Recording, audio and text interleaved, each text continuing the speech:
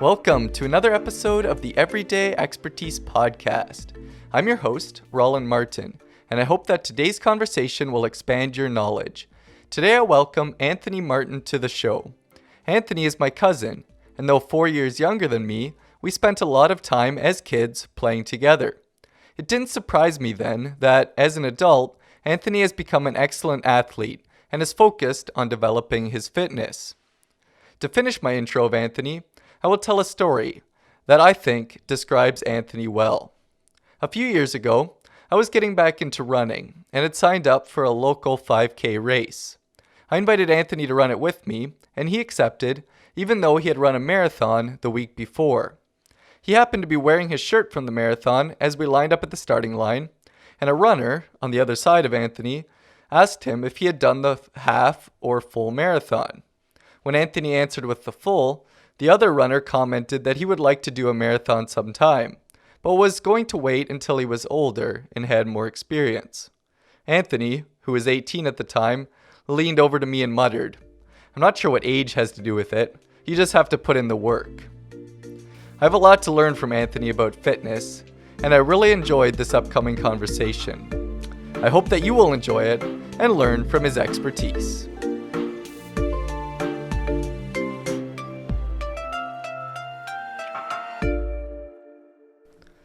Welcome, Anthony, to Everyday Expertise. It's really good to have you here.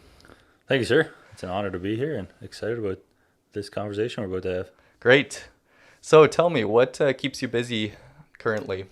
Yeah, so right now I am working at Martin's Family Food Farm. I work as in sales there as kind of an account manager for some of the apple accounts. So I just focus on fresh apples. There'd be a few of us in sales there, but my main focus would be on apples and selling them into retailers. So. Excellent. Yeah, so good for you for working in the family business there. I've had one of the few cousins that have stayed in. Yeah, so I've had my dad and my uncle on the podcast already, so we've heard some things about different aspects of the business. So that's great that you're involved there. What's your favorite part of working in the apple business? I'd say probably getting to work with family. Nice, yeah. Especially with my brother and Kev and Logan. It's fun to get to be around them every day and learn from them. So I'd say that's one of the best things about being there. Yeah, no, that's great. And you're actually the first guest that I'm having on that we're not going to focus specifically in this conversation on what your main work or your main career is at this point. Which is probably a good thing considering you've already talked to Kevin. Yeah, exactly, yeah. Yep. So I'm excited about hearing some of, I don't know if you call them hobbies or other interests that you're currently involved in. But yeah, we're going to talk about some of the ways that you stay fit, some of the sports that you're involved in, that kind of thing. So tell me, what are some of the main fitness things that you do? Yeah, so I would, right now, work out at a CrossFit gym, or CrossFit is the type of exercise I would do. Growing up, I'd really been into running. I did lots of running and kind of just playing sports was really the main way I stayed active. And then I guess it's been 3 years now. I heard about Kirby's gym and started doing that, and just really loved how he ran the gym and kind of the workouts that we did. So working out there is what I have been doing. And then obviously during quarantine, all the gyms were shut down. So right. Me and my roommates and Trent, my brother, we started up our own little garage gym. So got some equipment in there and hauled it into the gym. So we did that for the 4 months of or when everything was shut down. Yeah, it was closed down there. That was fun, getting to work out in the gym there, nice. But it's good to be back in. Okay, so you're open, the CrossFit gym is open again? We've been open the last 2 weeks again. Okay, so excellent. With obviously some restrictions in there. Yeah. But it's honestly, it feels pretty normal after being in there a few weeks. So. Okay. Yeah, you kind of get used to the new routine and things like that. Is that what you've been finding? I mean, I don't like the word new normal or whatever, but it's kind of what it like. Yeah, after a few weeks, it's like, oh, okay. It's amazing how this is how things are. Yeah, it's amazing. Like you use the term new normal, and it's become cliched, but it is true, because after a few weeks of those new things, whether it's the way church is being done now or how we shop or wearing masks in public, that kind of thing. You quickly get used to it, even if you don't prefer it that way or like the way things are. So yeah, I know what you're saying there. Yeah. We'll probably. I don't know much about CrossFit. I've heard the term thrown around a lot in the last few years. So I think a little later I'll have some more specific questions for you and things like that. Do you have other sports hobbies that you participate in? Yeah. So now the main one I would play would be golf. I do golf a lot in the summer, and then just that's the kind of the sport I take most seriously, and the others just kind of baseball, hockey, kind of all that stuff, just a little bit here and there. But golf is something that I got into at a pretty young age. But Kevin that kind of got me into it. And I think just it was the idea of, I always saw ways like, I can do this a little bit better. It's just very quantifiable, your improvements, or you could see small things you were getting better at. So that was very much an attraction for me. And then I ended up going to school it was for a business degree, but it was also, we took a lot of electives in the business of golf, how a golf operation is run, and then ended up working at a golf course for the 2 summers I was in school. Great. That's why I always thought it might be a dream of mine or it always was to work at a golf course, and I thought that might be a long-term thing that I did. Yeah. Ultimately, it wasn't quite what I was looking for. Okay. But it was a really good experience. I definitely wouldn't change that experience. So, as a young kid getting to work at a golf course and golf every day there, it's tough to beat that. So. Yeah, it was a pretty good gig. Before too many responsibilities come into life. But yeah, no, that's great. Have you seen benefits in your current job from the experiences that you got working at the golf course or kind of being involved in that? Yeah, I'd say certainly. So very much at the golf course is very people, like it's just all about. Right. It's very much a service industry and getting to just making sure people are taken care of. So I guess just learning just good practical people skills is maybe the most important thing there. Yeah, nice.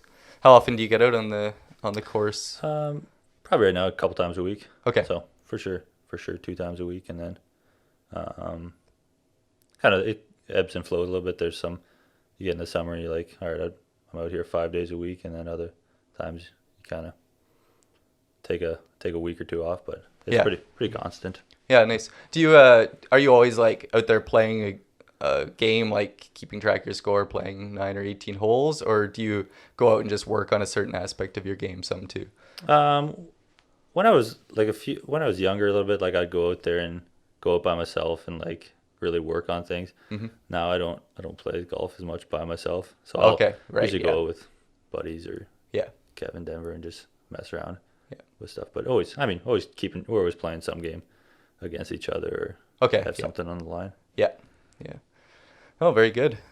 So yeah, I'm kind of curious if and this is, I guess, growing up together to some degree. We played a lot together, and your brother Trent and my brother Ricky, the 4 of us would have a lot of fun kind of taking any sport and changing it so that it could be played with 4 people, even if it's a larger team sport. So I've always kind of considered that, or always just perceived that you really enjoy sports. That's one of your passions. So do you know where that interest developed? Do you remember kind of how that's been, or is it just something that's always been the case for you? I as soon as you said we were gonna do this that was like one of the first thoughts. I was like, I wonder if we'll talk about all our kind of made up sports modified that we come sports, up with. So, honestly, I would credit a lot that to you and to you, Logan, older cousins that would, as a younger cousin, I would kind of just follow you guys and what we were doing, like whether it was our game of cricket we'd play down the hall there, and with whatever rules we kind of just trusted you and coming up with.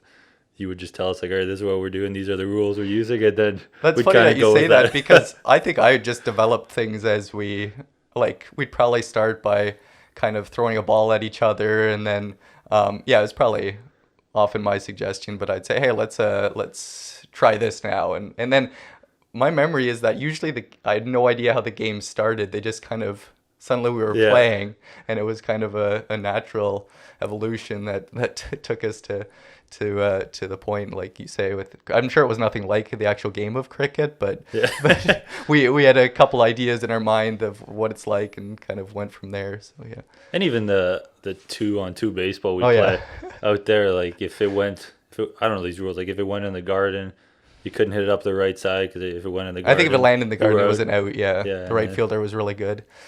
so it He was always caught the ball. Yeah, exactly. And it was funny. I was just always it was automatically always just me and you that's right. on a Yeah, team we against teamed up. Yeah, Ricky and Trent, and so I had always very great admirations when you'd hit a ball onto the house roof. I was like, oh man, someday that'll be me. But I don't think we ever played baseball long enough for me to ever you stopped accomplish before that. you got that.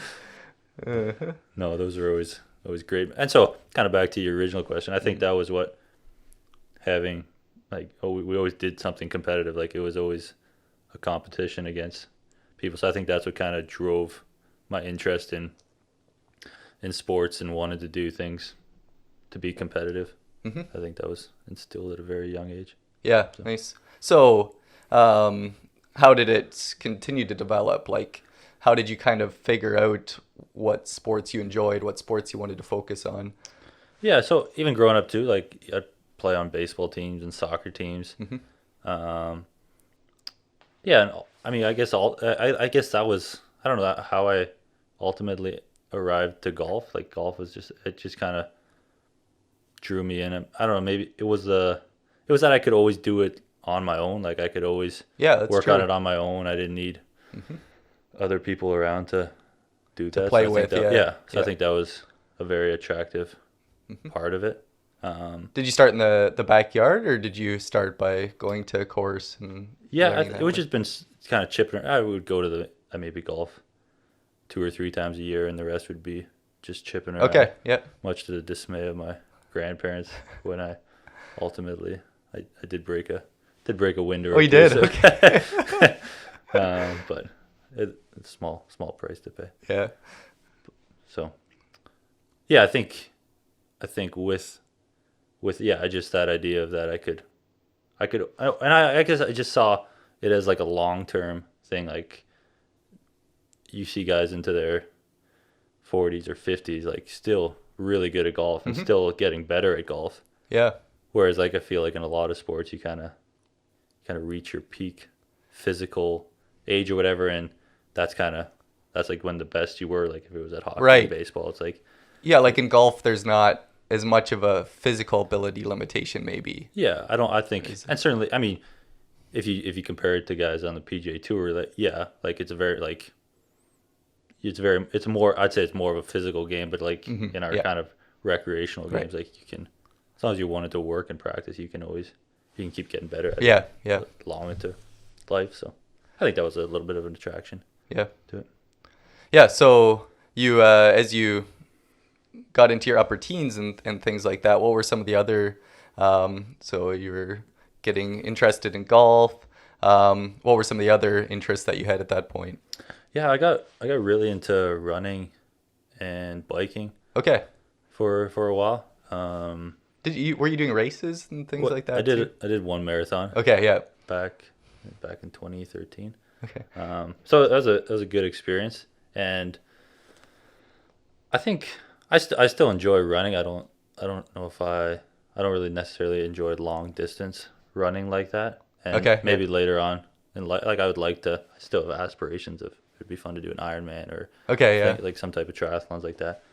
I think what it got tough for me was just the idea of like it was such long like time periods of training, whatever. Like if you're biking, you're going out for like 2 or 3 hour bike ride, or running, you'd go out for an hour or 2 hour run. Right. Yeah. I mean, to prepare for a marathon, you have to have a few Yeah. 2 and 3 hour training runs. So I think at that some got point, yeah. I maybe that was kind of what I still enjoy running, but I think that's what kind of maybe switched my focus on what kind of exercise I wanted to focus on. So were you looking for a little more variation in Yeah, your... I think a little bit. And I mean I was maybe just like even body type. Like I was like very skinny, like didn't have much muscle mass on or whatever. So I think that was a big part of it too. Is like if I keep running like this all the time, like it's hard to build muscle. Yeah. So that was kind of a just challenge different types Okay. or different parts of the body or see what my Nice. body was really capable of. So you made a decision that you'd like to build muscle to work out your upper body and that kind of thing. Is that? Yeah, because I'd always been like I'd always kind of just did exercise that was just cardio based, right? Yeah. And so I was like I was okay at that and I was good at that and it was comfortable. But what like so I always wanted to see what else. And it was going to be like a challenge or it was going to be like something I wasn't going to be necessarily good at but something that I could see if I did it, like I knew I could see improvements fast. Yeah. So did you join a gym or where did you kind of start with the I guess body workouts? So I guess that's when I would ultimately I started going to just some like the whatever crunch gyms or just gyms like that, and that was hard for me to ever get into. Like I couldn't like I'd be trying to research my own workout programs. You're really on your own at one of those? Is that what you found? Yeah, like you kind of just you have and which is maybe okay for, and I think that's what a lot of people, this might not be true for everybody, but a lot of people they start going to those gyms and they get really excited about it and it's good and you're like enjoying figuring out what you want to do, and then you get a couple months in and then you're like, oh, I don't know what, I'm like sick of the workouts I'm doing. You just having to spend a lot of time like researching on your own. And so I think that was the draw to my first draw to a CrossFit gym is like, oh, I can go to this gym, I can show up, I can have a coach there that's going to tell me exactly what I need to do. They're going to have the workouts planned for the day. They're going to coach me properly. They're going to teach me how to lift properly, how to lift safely. And so I think, and I just like being able to show up there and it's like, all right, this is what I'm doing, rather than having to think about it all day long. Okay, when I get to the gym after work, I'm going to do this, but I don't know how many reps to do of it or how long to do it. You don't even know if it's helping you necessarily if you're doing it on your own like that. So you found that it really took the thinking out of it if you had help with that, if you had someone kind of guiding you through that process. Yeah, and I think now like I enjoy that process of it. Like like when we had our garage gym, like I really enjoy like putting workouts together and thinking about like, okay, if we do these two exercises together, how is that going to benefit that? Or like if we did this yesterday, like what's a good thing to do today? Nice. I actually enjoy that part of it, but early on, like that was just, it felt too overwhelming to even think about, like, because I didn't know what movements to do or should I be doing this. You have tons more knowledge now, right? From doing it for a few years and that kind of thing. And the internet's the worst place to. I mean, you can find a lot of good workouts in there, but as soon as you find like something you should be doing, it's just as easy to find an article or video of somebody telling you, oh, you should never be doing this or whatever. Like, you search on YouTube like how to squat properly, and somebody tells you to do it, and then you look at the next video and somebody's telling you completely the different way or whatever. So you find lots of contradictions on. Yeah, and I think that's just that's ultimately how a lot of fitness people make it. Is very like on it, like YouTube or people that like do online fitness or whatever. It's like very like not controversial, but like very distinct like ways of doing things. Not and it like their videos say this is the only way that you can make it. Yeah, I know what you mean. And so like, and there's not just a hard line. A way of doing something, right? There's multiple ways of doing. I mean, ultimately, if you're doing a specific movement, yes, there's a right way. To do it, but there's not a right way to, if you want to put on 15 pounds and like build muscle, like there's not just a blueprint. Like okay, there's 3 things you do.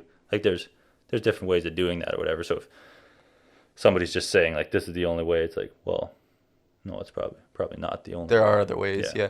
And does it depend on like are there individual differences between people that will make different workouts better for someone, or are there things that work across the board? Yeah, I think there's things that work across the board. I think everybody kind of has a different purpose for wanting to go to the gym or being healthy or being active, whether it's just like I just want to be able to, play with my kids, or I just want to be able to play sports, or I just want to, lose a little bit of weight, whatever your reason that is.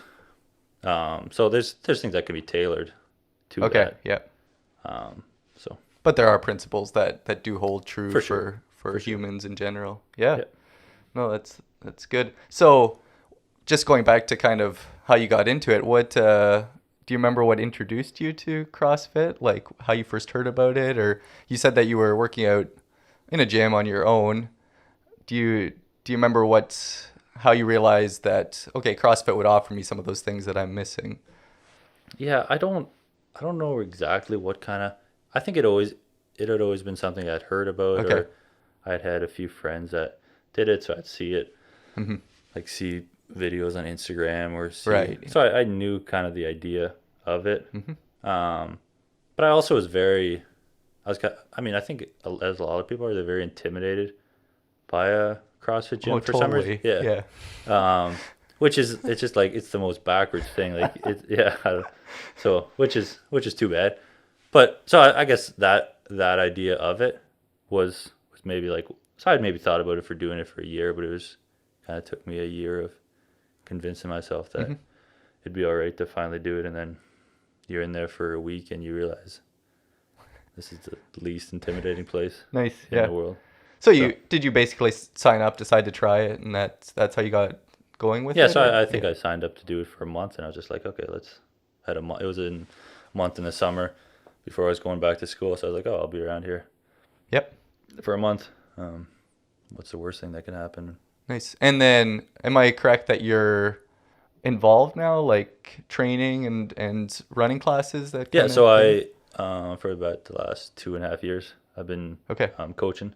So that's very part time. I think I do 3 or 4 classes a week. Just Is that something you get paid for? Or is that something you volunteer to do? No, I'd be a paid position. job. Nice. Yep. But it's just, I found the thing I've enjoyed about it the most is just being able to stay connected with people at the gym, and it's forced me to learn and grow and become more knowledgeable on some things. So it's given me a desire to like want to really learn Nice. Yeah. more about it, and but it's been something I've really enjoyed doing, and kind of putting me out of my comfort zone a little bit. Okay. Whereas as someone who didn't like, it's a little bit intimidating in the beginning because you start coaching people that have been there for a lot longer than you. Oh, I and see. Okay. Yep. and that know more about it than you.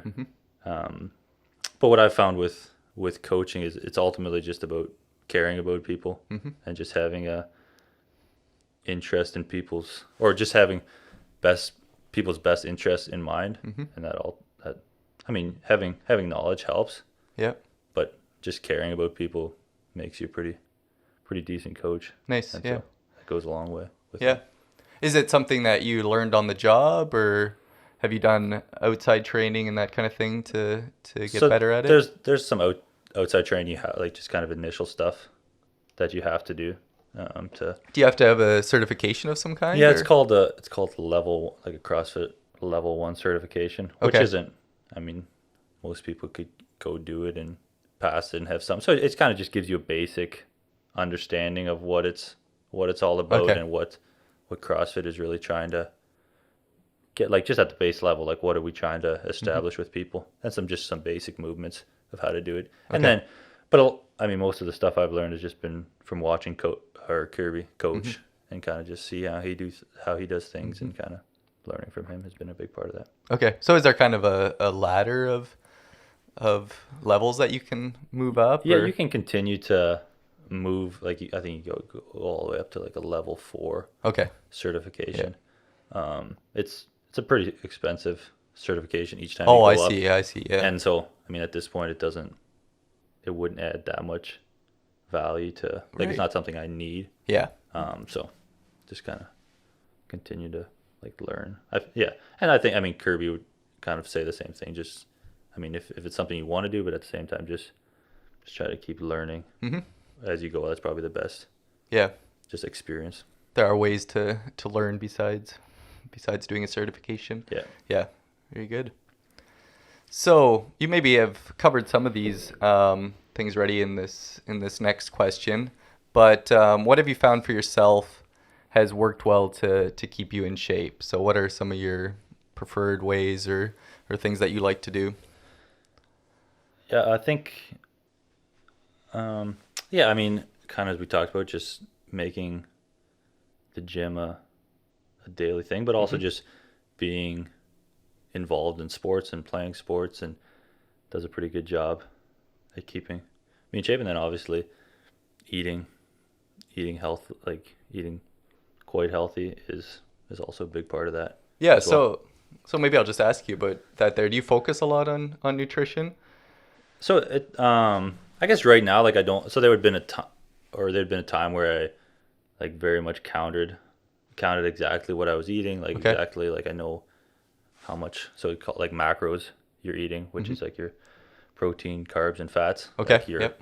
your levels that you So should be you'd getting. be like reading packages and Yeah. So for about a recording month, it, I or? would or like weigh your food and Oh, okay. like It's know exactly like, what you're getting and exactly how many calories you get. And so now I feel that I got like a pretty good like I eat kind of the same food right.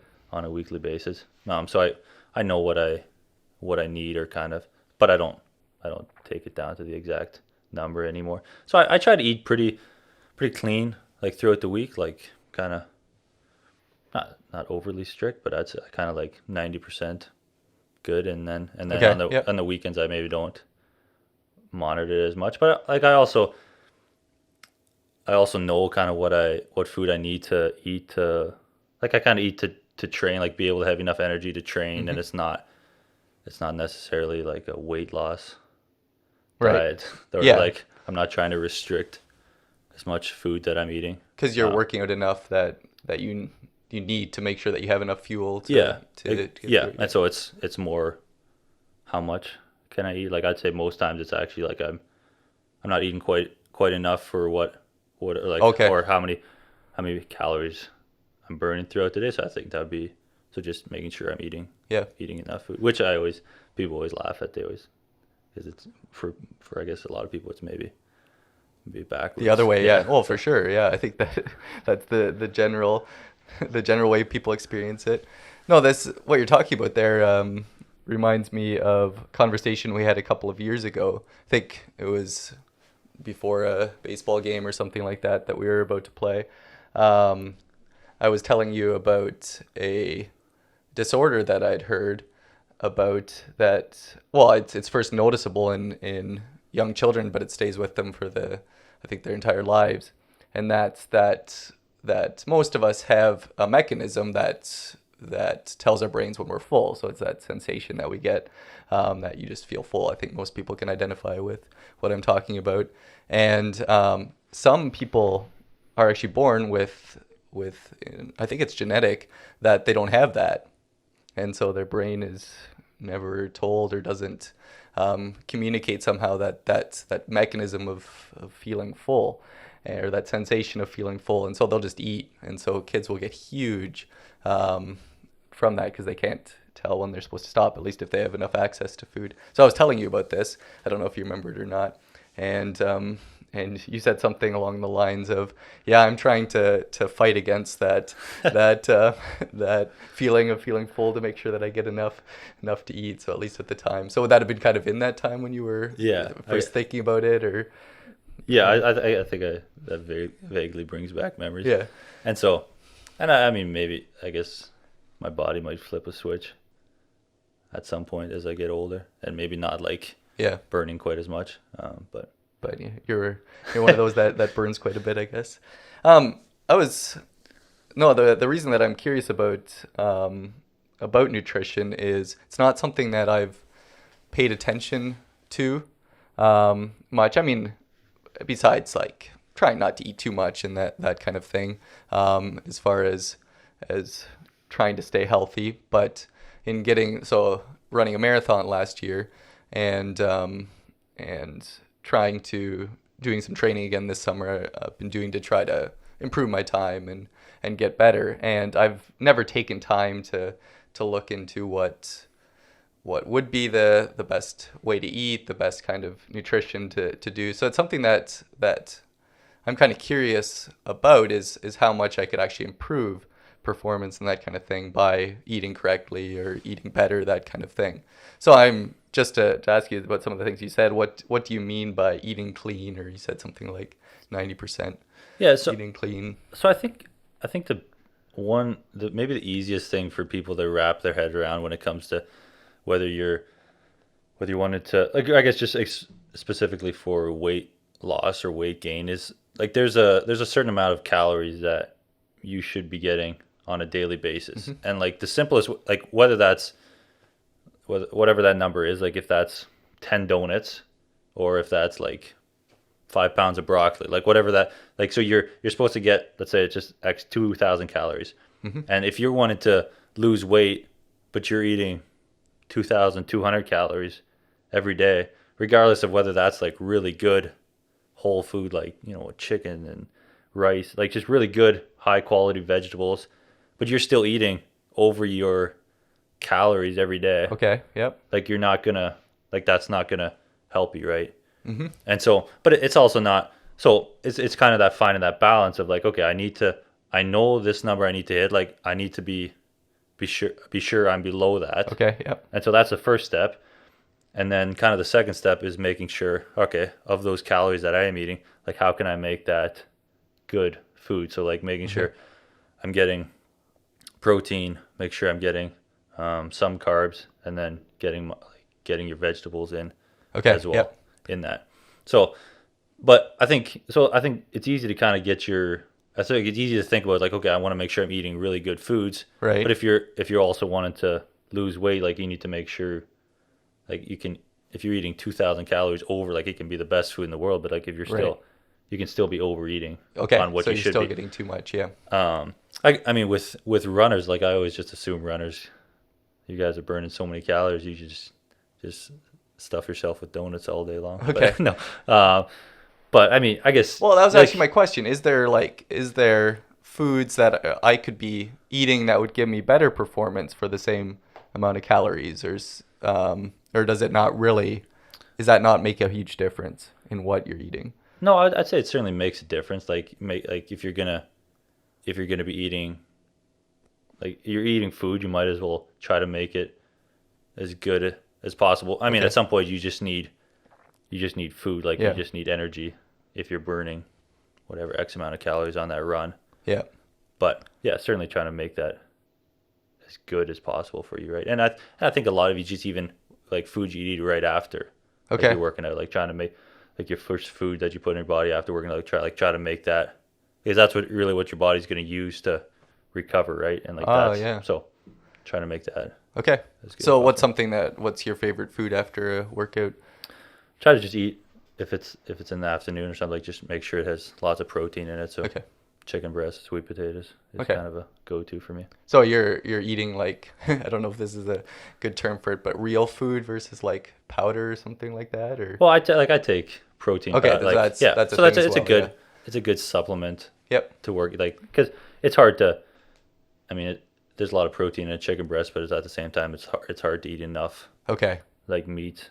I mean, in a perfect world, it would all just be like whole food, right? Yeah. Versus using supplements, but they're called supplements for a reason. So to supplement, yeah. There you go. So, yeah. Okay. Very good. Maybe this is I don't know if you think about this anymore, but do you still have to motivate yourself to work out, to go to the gym and that kind of thing? Yeah, so I'd seen that on there, and I was thinking about that, and I don't know, I think somebody had told me earlier on, and I kind of just didn't really believe it or kind of just brush it off. They said something about they don't like the idea of motivation because motivation comes and goes on a daily or weekly basis. Like there's mornings you wake up and like, oh, nothing more I'd rather do than go for a run. Like it's just true, perfect. Yeah. Then the next morning it's like, oh, I have no desire to go for a run. And so in the beginning I was just like, oh, I don't know if that's really true or if I don't really believe that. And now now I do, like, I try not to think of it as having to be motivated to go do something. It's just having it, trying to have it so ingrained that it's like, regardless of how I feel when my alarm clock goes in the morning, it's just, I'd made a decision the night before, like, I'm going to get up and go to the gym. And so that's just what I'm going to do. It's just a part of my day. The idea of, because I think, I mean, maybe for some days it's like, oh, I don't actually feel like going to work. Yeah. But most people would say they get up and go to work. Right. And so it's not having to be motivated, I guess, to do that. It's just making it more it's just like, okay, this is just part of my day. It's part of what I do. So the routine of it. Yeah. And it's maybe is a habit a correct? Yeah, I think it could be. I think it can be a habit, and even on days where you're resting, like, it's supposed to be a rest day, and it's like it's not, and it's on those days, I don't have to feel bad, or like, I don't, okay, I'm resting because I know Tuesday, Wednesday, Thursday this week I'm going for my runs or things like that. Rest is just kind of just a flaky, like, oh, today I'm feeling good, like, I'm gonna go work out. Yeah. And tomorrow, like, I don't really, and so that kind of is what I kind of combat that with. Because if I just relied on if I felt like it, I mean, it would just kind of be hit or miss if I. Right, yeah. No, that makes sense. Do you kind of have a planned schedule that you follow? Or how do you, like those rest days and things like that, how do those fit in? Yeah, so I'm like, on a normal week, I just try to go Monday through Saturday and then take Sundays off. Okay. If there was a day where I was maybe feeling a little sore the night before or something felt a little off, I might, like, okay, I'm okay to take a day in the middle of the week off and just rest up.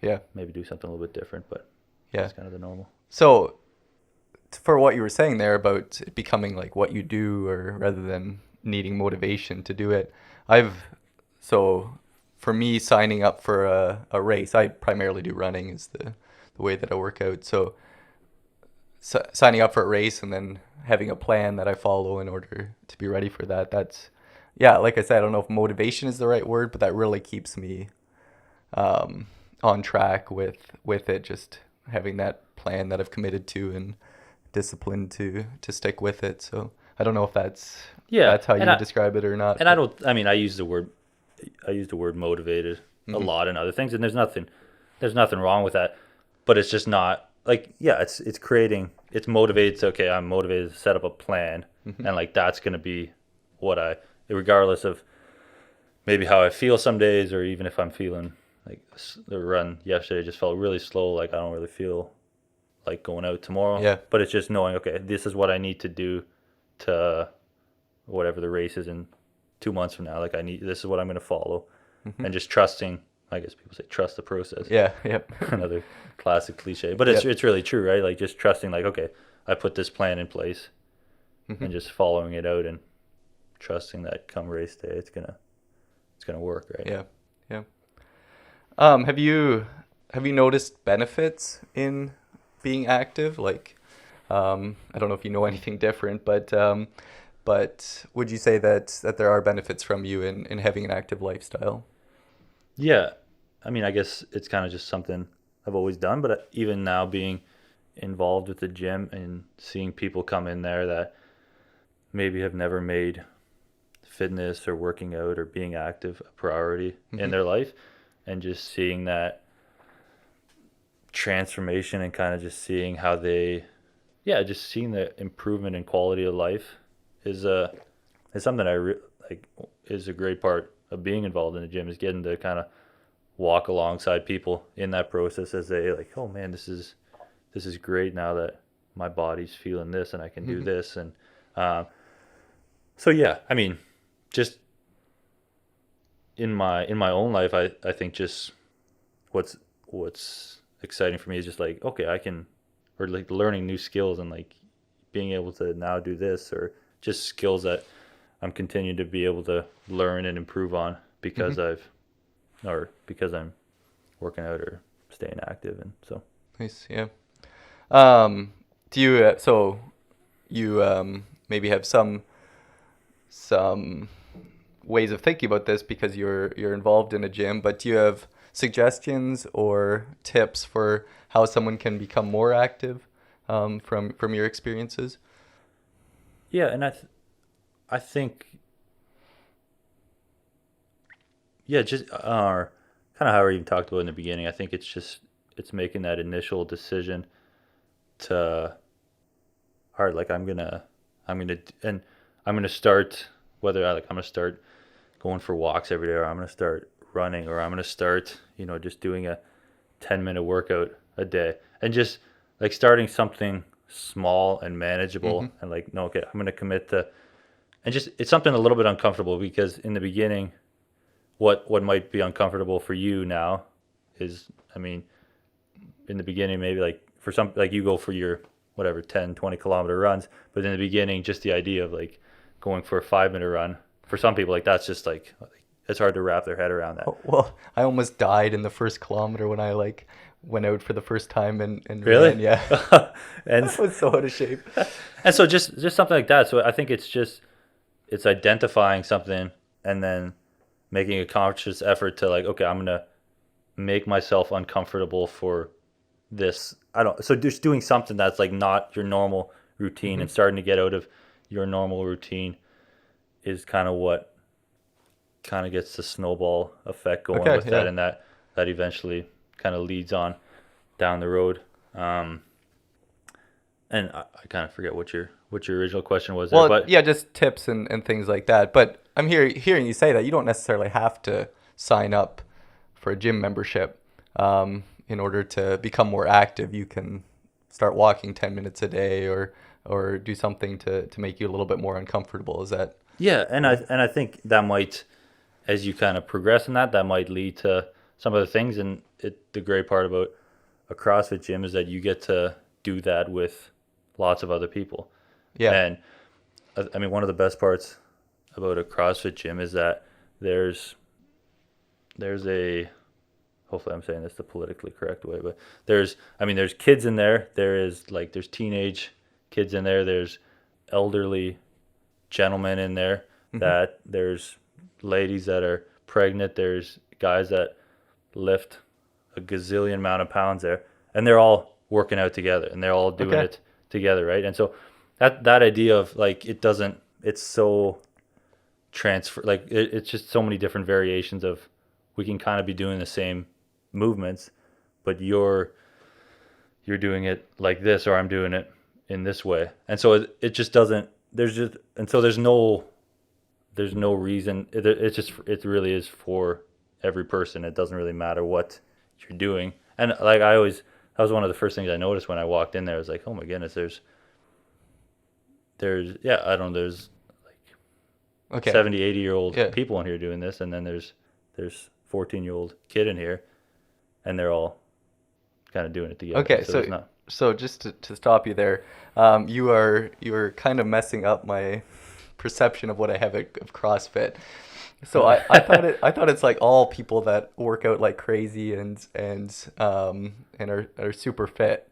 So maybe this is a good time to ask you a little bit more like what is CrossFit actually? So you've been describing some of the parts of it, but it is for everyone. Is that what you're saying? Yeah, and so it would have been started by this guy that just saw like working out could be done differently. He saw value in doing it in classes, and so the Is that def what it's all built around? Like every thing you do there is part of a group? yeah. So Okay. it'd be a very like it's always a class time. So the kind of going back to the beginning. So the definition of CrossFit is constantly varied functional movements executed at high intensity across broad time and model domains. And so just the idea of like it's always different movements, but like kind of done at intense like high heart rates, Okay. and maybe in like some shorter to like kind of mid time domains.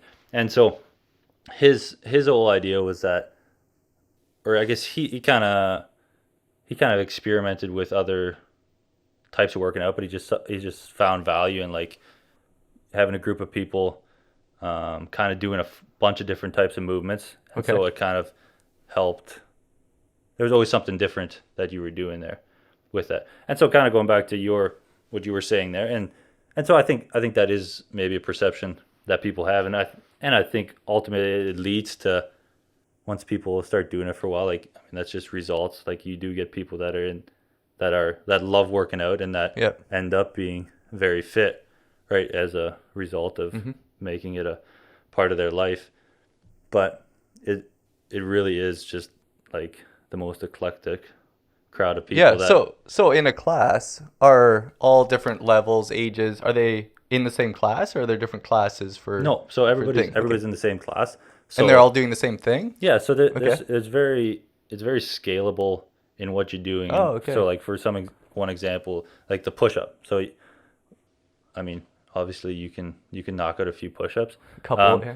But and then for the next person though, I mean, the idea of doing a push up is not going to happen. And so whether that would be like going off of a box or tables and just like, I mean, your body's not a parallel and just doing like a push up against the wall, Okay. or Yep.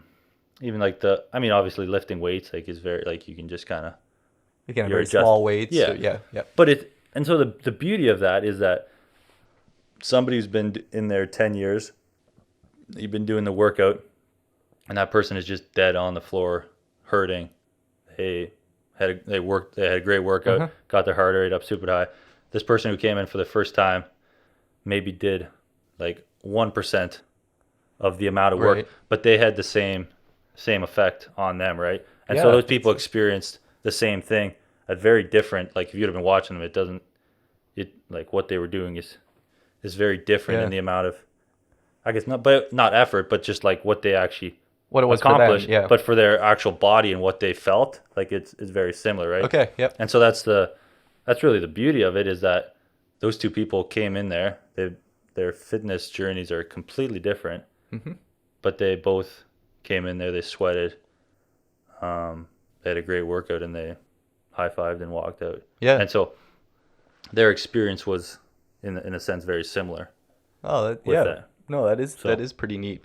So is like you have a set for is a class a certain amount of time, and Yeah, it's so- broken down into different workouts throughout the class time. Yeah, so most classes would be an hour, so it'd often start off with kind of stretching and warming up, and then how a lot of our classes are, we'd start off with some strength portion, so that might be like some squatting or deadlifts, or like very targeted, keeping the heart rate low, but very strength oriented pieces. And then the second half of the class would be, so we call them metcons, so kind of just high intensity movements. Okay. So whatever that, so it might be some running in there, some rowing, biking, Okay. and then whatever types of other pull-ups, push-ups, all this kind of stuff. Okay, there. yep. But very like short, and most of the workouts would range from 7 to 20 minutes long. Okay. So not super long, but very like hard, like going hard. Very kind of short, aggressive bursts of energy. So Nice. that kind of be a lot of it. Yeah. So when you're leading a class and you have some new people in are people joining all the time, or do you have the same set of people for a few weeks or something like that? Yeah, so I mean, kind of the only so if people are wanting to join, they do a intro class, like Okay, just a yep. personal training thing.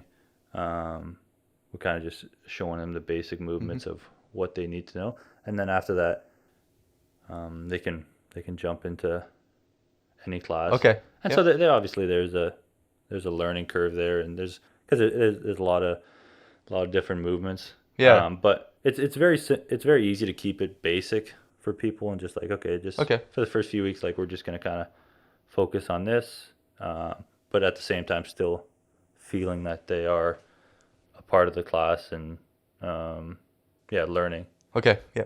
different movements. So are you spending more time with new people when you're leading a class, or are you kind of just directing everyone, or Yeah, how does I that mean, work for you? You maybe end up spending a little bit more time with them,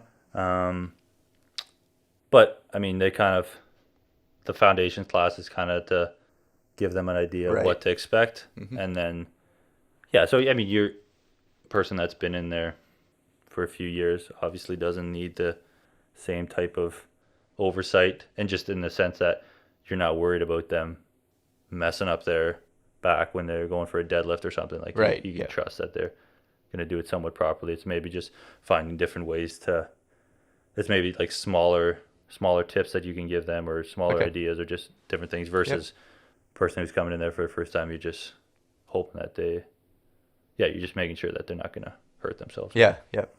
Is the equipment that you need supplied by the gym, or do you have to supply your own, or No, so all the equipment would be there. Okay. And I mean, now with COVID, you kind of have your own. Before COVID, people would be sharing equipment. Gotcha. Now, Okay. now you have your own little box. Okay. That you work out in. Yep. But yeah, very good. So CrossFit is all over, right? Is it like a franchise model, or do you know that much about the business? yeah, so it would. So you just have to pay like a licensing yearly fee to be able to use the CrossFit name. Yep. If you want to use it, like if you're called CrossFit Almayer, Yeah. you have to pay them their dues to do that. Yeah. And so they actually went through a little bit of so the guy who started it made some less than ideal remarks. I think I'd seen something about that in the news. Yeah. They actually ended up getting sold and bought by a new person. Oh, okay. So which they certainly needed some change in there. So it's been good. It seems like the guys, passionate about it and kind of good. Yeah, because sometimes when it gets sold, a business like that gets sold, the vision can kind of be lost too. So I was hoping that wasn't the case for it, but yeah. And is there anything that you don't like about the model, or the idea of CrossFit, or is it a perfect system? I don't know. I don't think it's. Obviously, I don't think it's a perfect system. But it works for. I think CrossFit can be for everybody, but it's all. I mean, at the same time, it's not for everybody. It doesn't really matter what you want to get out of a gym. Like it can be, you can get that out of there, but at the same time, if you're not gonna want to be going to the gym 3 to 5 times a week, then it's probably not the right. Like it needs to be something that you're very, very much like bought in 100%. Oh, okay. Yeah. To really get the benefits out of it, right? Got you. So you're not really. It's meant for coming regularly, like a few times a week, rather than once a week. Yeah, exactly. Yeah. Like if you're just coming once a week, there's not a lot of benefit in that. Like you're gonna just as far as learning movements and really making the progress that you want to make. Yeah. So it can be for everybody, but it also needs to, if it's something you want to do, like you need to buy in. It's like, all right, I'm going to do this and make an effort to do that. Makes sense. For someone to be a member, is it comparable in price to other gyms, or is it? So no, it's quite a bit more. Okay. But yeah. If you break it down, then you're getting essentially a personal trainer. Like you're getting somebody who is gonna make sure you're lifting things properly. You're getting somebody you can ask questions about nutrition and like get proper coaching that way, and you're getting to do it with a group of people, and like that are all there and kind of cheering each other on, which is a lot of value there. So it's, if you just take it at face value, it seems like you're paying way more. But if you're paying your X amount a month to go to that gym and you're only going a few times, versus if you're going to a CrossFit gym and you're actually going regularly on a weekly basis. And if you'd be paying for a personal trainer at a regular gym too, you'd be paying a lot more than just the membership fee too. Yeah, no, that makes sense. So my thing there is, if you are the type of person that is self-motivated, I guess here back to the word motivated, but like can or wants to do the work of finding workouts and understands all that, then there's, I mean, you are kind of better off just to maybe do it on your own and have that, like, because there's, and I don't I don't discourage people like that. Right. Well, that's anything, right? You can learn most things on Yeah. your own if you're dedicated to it and really want to. So I guess it's the same with working out and fitness too. Yeah. Yeah.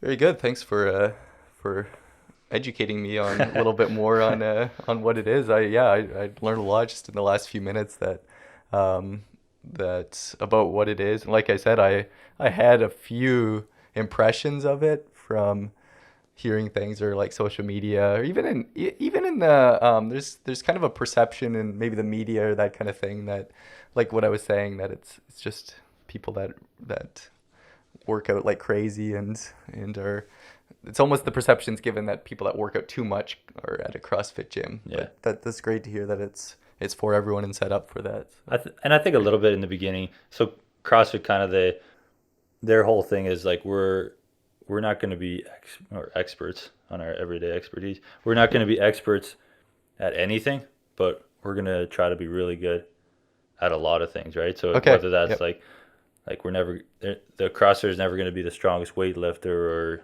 best gymnastics person or best swimmer or best runner or biker, but they're going to be able to do a lot of those things and do them fairly well. Yeah. So I think that was maybe people, or maybe where people kind of like to take a shot at CrossFit was like, oh, the way they weightlift or the way they do things is like, they kind of just do it. They're not taking it very like seriously or properly. Gotcha. Yeah. Or the runners there. So it's kind of, CrossFit just kind of grabbed a bunch of different types of exercises from a whole bunch of different people, or like different types of groups of people, and kind of brought them together and made it. So I think a lot of people that were professionals or experts in those things kind of like looked in and like, okay, as an expert weightlifter, it's like, okay, that's not, and there's probably some truth in that, but it's kind of just nitpicking on, because it's not what they're focused on necessarily. Yeah. So so does it actually come from like the idea of cross training? Is that where the name comes from, or not? I guess just I don't actually know 100% there. That's kind of what I've always associated it with, but I didn't know if that's kind of what it was built around. But the way you were describing it is kind of what it sounds like. Like, don't just run, do some biking and some lifting or other things as well. So no, that makes good sense. Anything else you wanted to say on CrossFit before I ask you some questions about golf yet? Before we finish here? I think that covers it. All right. So you've for the last number of years, I know that you've been quite interested in golf and went to school, like you said, to learn a little bit more about the business of it and that kind of thing. And you also talked a little bit about what attracted you to it. So like you like to, it's easy to measure how well you're doing. It's quantifiable. So what are some of the skills? What are some of the things that are needed to be a good golfer? I mean, I guess the first thing that comes to mind is patience. Being able to, I mean, like it's easy to see see results come, but it's also being patient, like with being able to spend time. I mean, just like any skill, like you do need to put in quite a bit of time working on that. And it is nice that you can work on it on your own, but at the same time, like the idea of going and spending an hour or two on the driving range isn't maybe the most appealing thing to a lot of people. Right. But I think ultimately, like the biggest thing to be a good golfer is having a strong mind. And I think it's just like really, when you look at professional golfers, it's that idea of just like such short memory of things is when you hit a bad shot, is being able to just, all right, that's fine, that was just a bad shot, and your next swing is not thinking about that. Where a lot of us golfers, we had a 3-foot birdie putt and we missed it, and then we are so upset about that we missed the next one, and so we end up making a bogey, and then we go to the next tee and we're still thinking about that 3-foot birdie putt that we should have hit, and then we hit the next one into the water. Versus, all right, you hit a bad putt, make the next putt, it's okay, going up to the next tee, like that's completely in the past and just moving on. And so I'd say the biggest thing with recreational golfers is not being able to move on from a bad shot. We just are stuck dwelling on that shot and upset that, which you should have made that. Yeah, exactly. But you can't change it now, and so just move on and figure out how to make the next good swing. Do you still struggle with that, or have you gotten better at being able to move on from? I think I've got better at it. I still, I mean, I think I'm not great at that. Like I still, but even it just be something you're thinking about and like conscious about. Like okay, and I heard a good quote from a guy. He plays on the PGA Tour. He said, "It's okay to be mad on the golf course. Just don't ever be negative." And so it's like it's okay to all right. I'm upset. I should have made that swing, but don't get negative about your golf game. Like don't start. Okay. Yep. Which I mean, maybe it's a good thing in life too, right? Like don't get down on yourself. Like don't like I'm fine. Like I'm a good golfer. Like I mean, even just what you tell yourself is like a lot on how you're gonna play. Yeah. So I was like, oh, that's a good thought. Mm-hmm. Yeah. Do you have any specific advice? And maybe some of the things you've been saying already have been following that, but any advice here in the last few minutes to give to those that are wanting to improve their golf game? Well, I think the biggest one, if you're not going to be practicing and going out all the time, like don't take yourself too seriously. Just make sure, and I'd say just make sure you're golfing with people that are having fun with it and that don't make golf seem like a chore, like you go with some people, and it just like okay, you're not that great of a golfer, but yet you're acting like you should be shooting 6 under par every time you play or whatever. Right. And so just golfing with people that have fun with it, and so I'd say, yeah, just if you want to get better at golf, like play with people that enjoy the game and that you can kind of watch and learn from. Yeah, no, that makes good sense. And I feel like some of the things that you're saying here are it's like a good reminder of why I don't enjoy golf. So I'll be honest here. You know that about me, but it's like, so you need patience. I'm like, oh, okay, that's but no, I think what I realized, I think it's an amazing game. Like, don't get me wrong, I really enjoy watching it and would love to be good at it. But I think what I realized is I was too hard on myself, and so I wasn't enjoying it, and I wasn't willing to put in the work to, like, I didn't have time or the energy to get good at it, and so realized I'm actually just better off by not playing. And I'll go out occasionally, but it's not something that I'm looking to do. But no, I think it's great when people enjoy it, and it's a great thing to do. So no, that's great.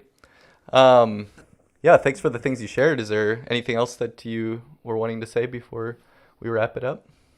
Yeah, no, I know we mentioned in the beginning just about, I do credit a lot of this stuff and just even like developing, like wanting to be competitive or like sports and everything. Like I have very fond memories of like all the things that we did with you, Ricky, and Trent and Logan, like all the sports that we play, and very much kind of fostered into wanting to be active and all those types of things. So. Yeah, and I've been impressed with the way that you've just taken that and run with it and learned to get better, learned how to improve your fitness, your different sports and that kind of thing. So keep it up and keep encouraging other people in it. So it's awesome. Thanks a lot for what you shared here today. Thanks, all. Thank you, everyone, for listening, and thank you, Anthony, for sharing your knowledge with us. I really enjoyed chatting with Anthony about fitness and learning more about CrossFit. I really liked the encouragement that he gave to make fitness a regular part of my life and not just wait for the times that I'm feeling motivated to go and work out. So thank you, Anthony, for sharing those tips and things with us. I'd love to have you connect with the show. You can send me an email at contact@everydayexpertise.ca or comment or check out the posts that we make on the different social media platforms. If you'd like show notes or would like to find out more about the podcast, then go to the website everydayexpertise.ca. That's all for now. Join me again next week to learn from the expertise of everyday people.